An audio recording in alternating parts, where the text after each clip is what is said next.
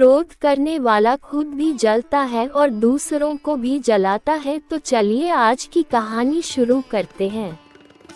बुद्ध अपने शिष्यों को दे रहे थे उपदेश। तभी एक व्यक्ति को बुद्ध की बातें अच्छी नहीं लगी।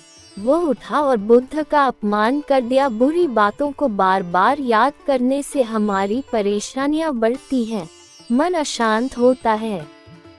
इसीलिए दुख देने वाली बातों को भूलकर आगे बढ़ना चाहिए। इस संबंध में गौतम बुद्ध का एक प्रसंग प्रचलित है। गौतम बुद्ध अलग अलग क्षेत्रों में भ्रमण करते और अपने शिष्यों को उपदेश देते थे। एक गांव में वे उपदेश दे रहे थे। बुद्ध ने कहा कि क्रोध ऐसी अग्नि है जिसमें क्रोध करने वाला खुद भी जलता है और दूसरों को भी जलाता है। बुद्ध के प्रवचन सुनने के लिए बड़ी संख्या में लोग वहां बैठे थे। उन लोगों में बहुत गुस्से वाला एक व्यक्ति भी बैठा हुआ था। उसे ये बातें पसंद नहीं आई। वह अचानक उठा और बोलने लगा कि बुद्ध, तुम पाखंडी हो। बड़ी बड़ी बातें करना ही तुम्हारा काम है। तुम लोगों को भ्रमित कर रहे हो। तुम्हारी ये बातें आज कोई मायने नहीं रखती हैं। व्यक्ति लगातार बुद्ध को अपमानजनक बातें सुना रहा था।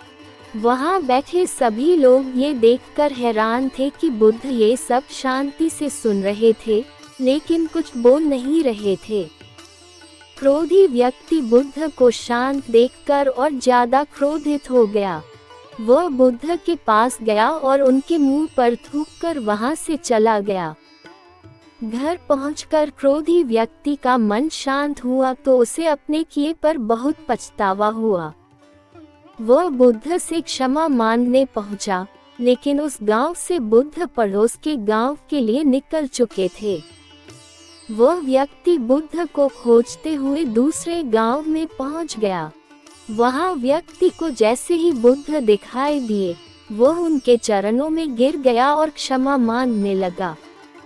बुद्ध ने उस व्यक्ति से पूछा, तुम कौन हो और क्षमा क्यों मांग रहे हो? उस व्यक्ति ने कहा, क्या आप भूल गए?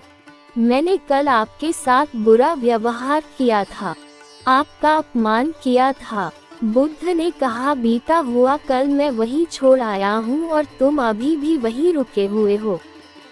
तुम्हें गलती पर पछतावा है। तुमने पश्चाताप कर लिया। अब तुम निष्पाप हो गए हो। बुरी बातें याद करते रहने से हमारा आज बर्बाद हो जाता है। इस आदत की वजह से भविष्य भी बिगड़ सकता है। इसीलिए बीते हुए कल की बातों को भूलकर आगे बढ़ना चाहिए।